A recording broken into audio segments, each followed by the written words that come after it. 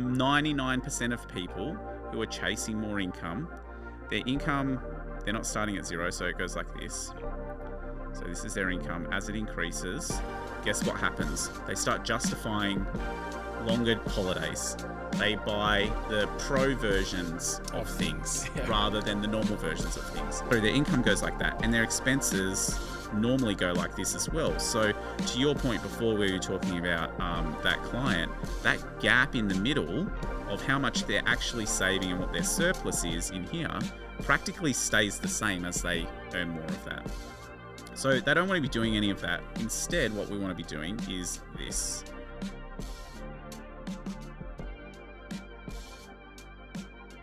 Hey there, welcome back to the Not Rich Yet show, where we help everyday Aussies take control of their finances. I'm here once again with Jace. Welcome, buddy. Thanks for having me. How you going? This is a good one. Yeah, this is going to be really good. In this episode, we're going to talk about this common misconception that more income is always the answer to all my problems. Now, some cases, yeah, it might be, but in the most cases that we see, it's not.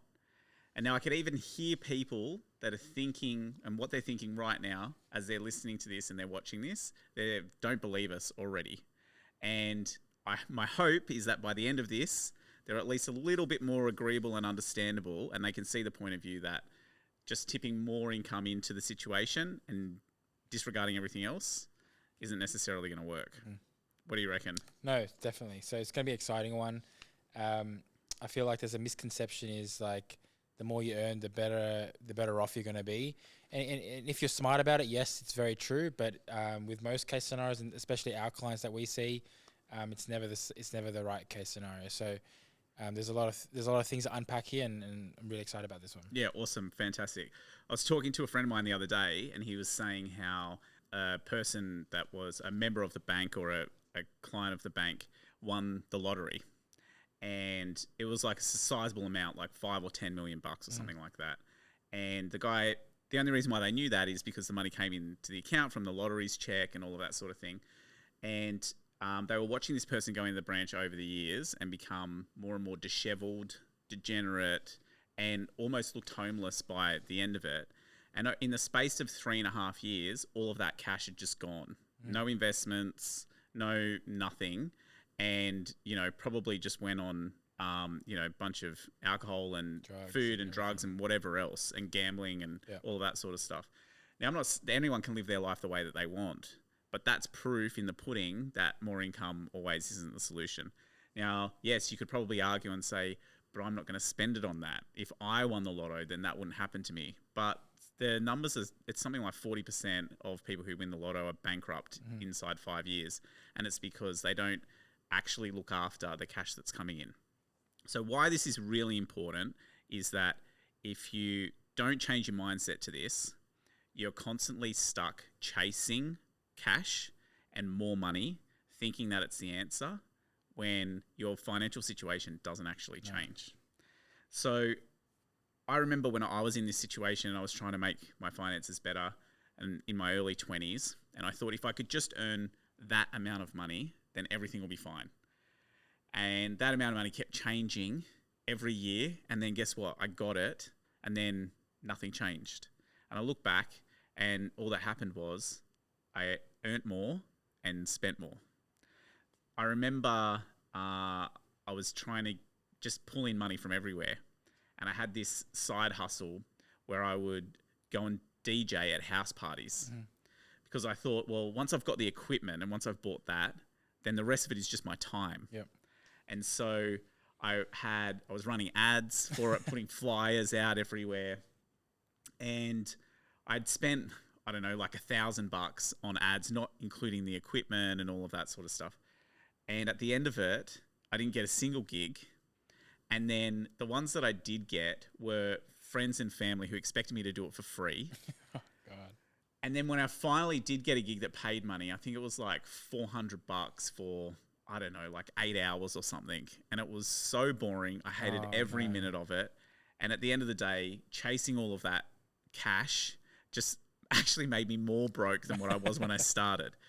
Now, you can apply that situation to everyone's trying to get the latest side hustle of, what was the one that I was talking about the other day? Coin noodling, where they go and get coins out and then look for rare ones and then put them back. Yeah, there's a million side hustles under the sun. Yeah. E-commerce, arbitrage, this and everything else. And really, at the end of the day, it's about, yes, you need to earn a decent amount of money. You need to earn good money, but it's what you do that comes in that counts the most. One of the premises that we work with is that if you spend less than what you earn, you're always going to be better off financially. Yep.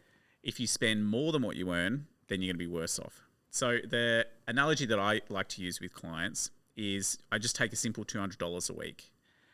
And it doesn't matter whether you're earning $1 million a year or $1,000 a year. If you're spending $200 a week more than you earn and you fast forward 12 months, one of two things is going to happen. Either you're going to have $10,000 less in your bank account if you started with that amount of money, or you're going to be $10,000 more in debt at the end of the year. It's just straight maths. Mm-hmm.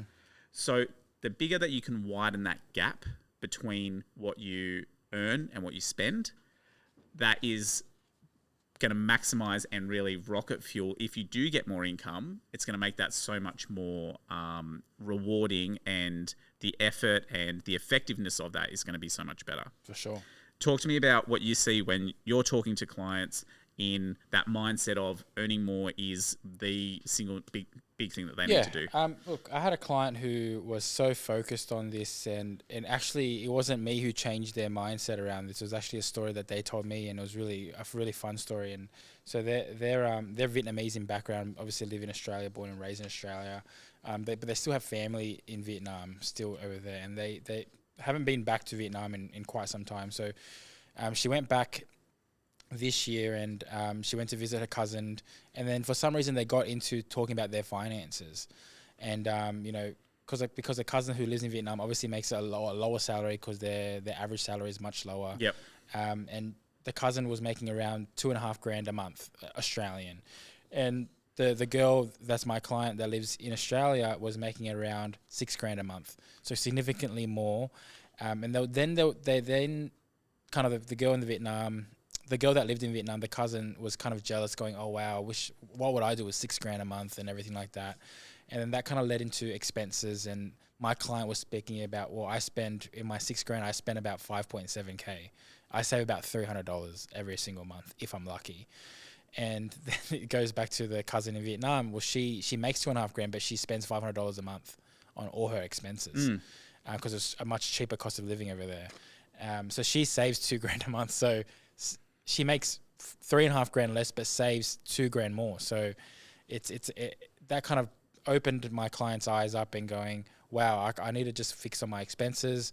I shouldn't be so focused on my income so much all the time. Of course, it's important to make a good number and good figure in that sense, but there's other things you can do straight away that can help us straight away. Yeah, and first thing that comes to mind with that is not just the points that you said, but sell everything Australia and move to Vietnam because I can live on $500 a month. Right? Exactly. But let's assume that you like Australia and you want to stay here. The long-term consequences if you get this wrong is that you keep trying to do the same thing and chase the cash, and then as the cash comes in, you spend more of it, and then you're 40, 50 or 60 and you look backwards and go, gee, I wish I didn't waste all of that. As we've spoken about in previous episodes, time is your friend when you're younger. Time is your enemy as you get older. And so everything that you can do today to move the needle in the right way, your future self is going to love you for that. The second thing is where people get stuck in this scenario, and why I find that people want to focus on more income is they just don't want to change their habits. No. And there's so much pain that your brain associates to change, because when you think about it, I'm not a psychologist, but if you just think about it normally, your brain is wired and your whole body is wired for when we were hunter and gatherers back in years and years and years ago, right? And constantly you're trying to have this fight or flight scenario and to stay safe. That's the brain and body's job, is to stay as safe as possible. So fast forward now, we don't have to worry about getting eaten by a lion or a tiger or anything like that. But that psychology is still embedded in our brain. And so what the brain is telling people to do is to say, right now, I'm not getting attacked by a lion. So I must continue to do exactly what I'm doing to stay safe. Anything outside of that associates pain with it. When in fact, you're really just delaying the pain down the track because you will be in pain when you're 50 or you're 60 or you're 70 years old. You just don't realize it just yet. The tiger's going to come and eat you at some point. You might as well do something about it now. I guess the way culturally, how especially Australia, how Australians are set up with all the easy access to the tools that we have and everything like that, it's much easier to think about, oh, I should get a pay raise rather than actually making a change itself to go, maybe I should order 3 Uber Eats less every week. It's much easier to think about, oh, if only I could make an extra $5,000 a month rather than, you know, should I, okay, I'll drive to Coles this week instead of buying and eating out dinner tonight. Exactly. And so the other thing that's not factored into that is that $5,000 a month has got tax on it. There's a downside as well. You've got to work potentially more. One of my favorite things that I see online is, you know, people chasing jobs that go up the ladder. And it's all great and rosy and all of that sort of stuff until they're up there and they're like, fuck, this is the shit that I've got to put up with and eat for that money. And so the grass is always greener on the other side is, I suppose, is what I'm trying to say. What we need to do if we're in this situation, we think that more income is the answer, is to understand a couple of things. I've got this thing which we call the income and expense gap. So let's just say what people think happens with their expenses is that their expenses will just stay in a flat line. That's supposed to be a flat line. Will stay in a flat line like that. And their income will go up like that. So I'll put income here so you can see it. And this is expenses here. And what they think is this gap in the middle is their savings. So the more they earn, they're just going to keep spending the same amount of money and they're just going to increase all of this cash in here. That's not what actually happens. What actually happens is you spend to your income. And this is 99% of people who are chasing more income. Their income, they're not starting at zero, so it goes like this. So this is their income. As it increases, guess what happens? They start justifying longer holidays. They buy the pro versions of things rather than the normal versions of things. They get dessert and a starter when they go out to eat meals. They eat meals more regularly. They eat at more fancier restaurants. Instead of buying cheap Prosecco, they're buying, you know, more expensive bottles of wine because they're enjoying that more. And so what actually happens is their expenses go like that. Their income goes like that, and their expenses normally go like this as well. So to your point before, where you're talking about that client, that gap in the middle of how much they're actually saving and what their surplus is in here practically stays the same as they earn more of that. So they don't want to be doing any of that. Instead, what we want to be doing is this. We want our income to continue to grow. If you can make more money, great, but let's not flog a dead horse over it. Let's assume that our income is more stable growth like this. And our expenses, so that we don't get a shock to our lifestyle, instead of them being following the income line, what we want to do is over time, step them down like this. And so that gap then that we've got in here grows over time. We're increasing our savings. We can pay that off the mortgage. We can invest it. We can have more fun. We can do more holidays, all of that sort of stuff. But this here over time will maximize that surplus between the income and what the expenses are. And that's really what we want at the end of the day. Because if we go and we just put the expenses all the way down the bottom here, then there's going to be too much of a shock. You're eating ramen noodles. No one's going to be happy with that. And you won't stick to it. It's a bit like, you know, just going on a lemon detox diet for 7 days. It's not going to work. So this is the approach that we have with our clients. Sustainable. It is more sustainable. And it's easier to get started because once something's moving and starting, all you got to do is just keep doing the same thing. This is a key concept that we talk to clients about. Do you have any stories or anything to weigh in here that you're seeing from a practical angle? Yeah, I mean, I guess we do that concept with our clients, and a lot of that, and how we do it in practical terms with our clients is we assign every dollar that they kind of make and list that into different buckets, and we figure out categories for that specific client. Every category is different depending on what their priorities are at the time. For example, of a client of ours, they like traveling, so we have a bucket for purely for traveling, and that's part of their expenses now. $100 every week goes to that, so every year they have a money and bucket for traveling. The other common buckets that are more kind of known to everybody are like their debt paying off, their mortgages, their bills, food and lifestyle and things like that. We assign that to different buckets so they can practically and see everything that they're allocated for, and it's very hard to go over budget that way too. Awesome. So let's talk. I've got another example of that I can draw on the iPad here. Awesome. Let's talk about, this is really basic, right? So that people can understand the concept of it. Effectively, what happens is everyone should start with at least a couple of different accounts. How we structure these depends on the circumstances. If you've got a mortgage, what your goals are, all of that sort of stuff. But the concept is that you need to create a system that makes sure that you can run that every week. It's not spending hours and hours and hours each month looking backwards and going through a budget, because that doesn't work. It needs to be live, and I need to be able to look at it right now and make a decision. Can I go out with my friends? Can I buy that nice extra bottle of wine at the same time as reaching my goals? Yep. So how we do that is we set up a couple of different accounts. Let's assume that we've got some income coming in here, and that comes into an income account, which we don't spend from. Immediately on payday, that cash goes across into the various different envelopes or the different accounts. And so the 4 that I suggest that people start with is, the first one is debt. So if you've got a car loan, if you've got credit cards, that all goes out to pay those. So car, credit cards, or any other loans that you've got. Once that debt's to 0, then you can reallocate and change the percentage of income or money that's going into that, and you can reallocate it to the other ones. But that's the concept of it. So that's the debt one. The second one is just general bills that you've got. And so with this is, electricity, gas, car insurance, those sort of things go in there. Yep. Yeah. Phone bills. Yeah. You calculate all of that.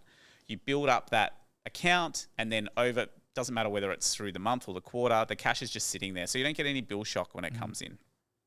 The third one that we suggest as a starting point is for groceries. So that's for grocery shopping, not takeaway. That comes out of a different envelope and a different account. But for groceries, to actually go to the shops and do your weekly shop. And the last one that we always suggest is a fun bucket. And so that's for money that you can spend guilt-free. You can go out with your friends. You can have a nice meal with your wife if you want to, or if you don't. If you want to, I love that.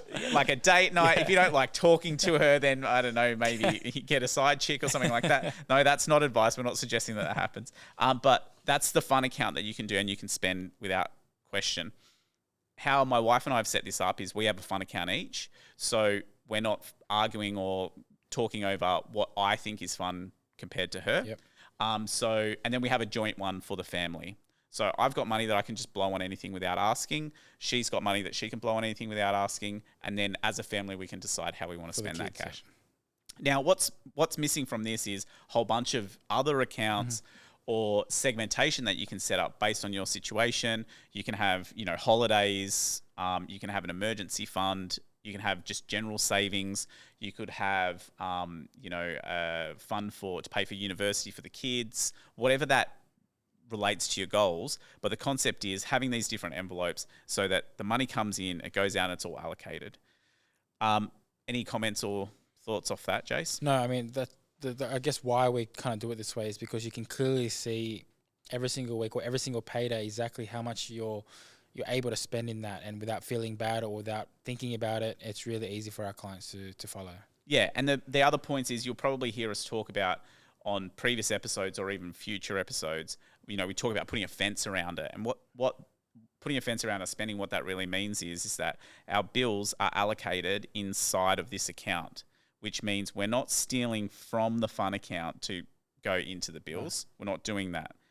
The bills are the bills, and we have to make it work inside of that. So if we've got car insurance and that goes up by $200 a year, well, we've only really got two options. Do we then say, re-look at the total spending plan and take that from groceries fund or one of the other accounts ongoing?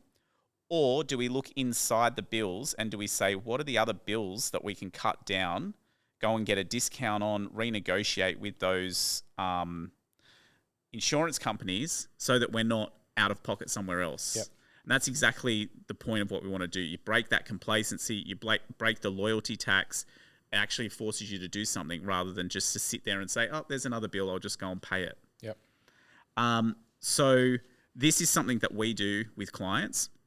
We sit down and set all of this up for them, do all of the calculations so that they don't have to worry about it, and reverse engineer that from the goal that they want back to here's actually how your money's going to flow into those envelopes and make sure that you'll get there. So all you've got to do then is use the app that we've got that says this is how much is in each account, and as long as you stick to that, you're done.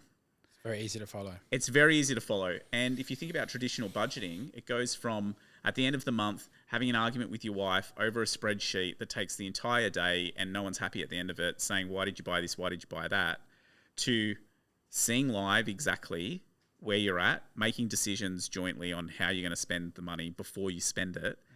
But also on top of that, you don't have to waste all that time because this just does it all for you and works automatically. So this is what we talk about when we say set up a system that manages your cash for you. Talk about the change in people that you've seen when you've implemented this with them. So what they've seen either in results, mindset, or the outcomes that they've gotten. I have clients who like kind of almost sees it as a game, right? Like they see whether their fund account's $200 for the week. They're like, okay, how do I have as much fun as I can with that allocated budget? And I have clients calling me going, oh, look, mate, I've spent only 150 this week, so it means I can spend 250 next week for my birthday coming. I'm like, well, yes, it means that exactly that.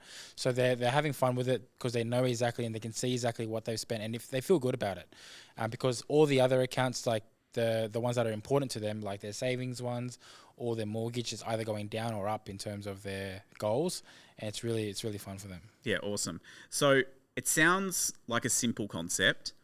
I think it's simple in that getting your head around it is right. It's not the first time anyone's spoken about this. No. And a lot of people lay claim to, this whole bucket analogy. And it's funny that when you hear people around saying, I did this. I've been doing this since I was 14 years old. So that, that was 26, 27 years ago. Before any books or whatever were ever written on it, I would pull the cash out of the ATM and put it into different envelopes, and I would write on it fun, bills. I didn't have any debt at the time, obviously. But that's how I would manage the finances. And now it's so much easier electronically than what it was to go and get cash out. Somebody asked me a while back when I explained this concept to them, they said, can I do cash? I find it easier to actually have something tangible. Yeah. I'm like, dude, go for it. That's fine. Makes it a bit of a pain in the balls to go and pay bills then. But if that's what you want to do and you prefer to do cash, then that's totally fine and you can do that too. Yeah. All right. So I think that's the key stuff about hopefully people watching this and listening to this are now realizing that they need to set up a system to deal with the cash that they have instead of chasing more money. Do you have any takeaways or summaries, or what are the key points that you think that we've really hit on today? In terms of, I guess, the key points is having that the mindset shift of just trying to winging it. Like a lot of Australians and a lot of clients that I speak to, basically 99% of them are just winging it, and that's why they've kind of stumbled across us, because they're not wanting to wing it anymore and they want a structure behind it. Getting started is always the hardest part. Like just like you mentioned previously, it's like that diet. The diet thing, it's always hard to start eating healthy straight away and avoiding the Maccas and KFC. But once you start getting a hang of it and then you see the results come in after a couple of weeks, then it's much easier to manage after that. So I completely agree with you. If somebody's watching this and the next actions that they have to take, I think there's 3 steps that they need to do. Number 1 take a look at last month's or last quarter's bank statements and where did your money go compared to where do you want it to go. So if groceries cost $250 a week for you and the family, as a sense check, does that sound like the right amount? Or did you buy a shitload of Tim Tams that week? Yep. And that's something that you want to reduce down. So that would be the first step, is to have a look at where their baseline is and what is the essential spending moving forward. The second thing that I would suggest that they do is set up envelopes for the big categories first. We've got ones that I've just run through so that they can have a look through that, and just get started at that level. Because even if you can get your fun, groceries, bills, and debt under control, that's even going to make a massive difference. Yep. And then the third one is to automate those transfers. So on payday, it comes in and gets allocated before you've got an opportunity to spend it. Because as I keep speaking about and as I keep banging on about, people will spend all of the money that they have access to at some point. They will be able to justify spending that. So by constraining yourself and having less and having a smaller plate, then that means that you spend less money. Definitely. So if people are listening to this and they want help, because the biggest question that we get is how much should go into each envelope? How do I make sure that I'm reaching my goals? If I want to go on holiday to Hawaii next year and it's going to cost 20 grand, how do I make sure that I've got those savings? The best thing that they can do is reach out to us. We're nice guys, as we always keep saying, and we're more than happy to have a chat. It's our goal to help people as much as possible. If they want that help ongoing and moving forward, then that's something that they can join as clients.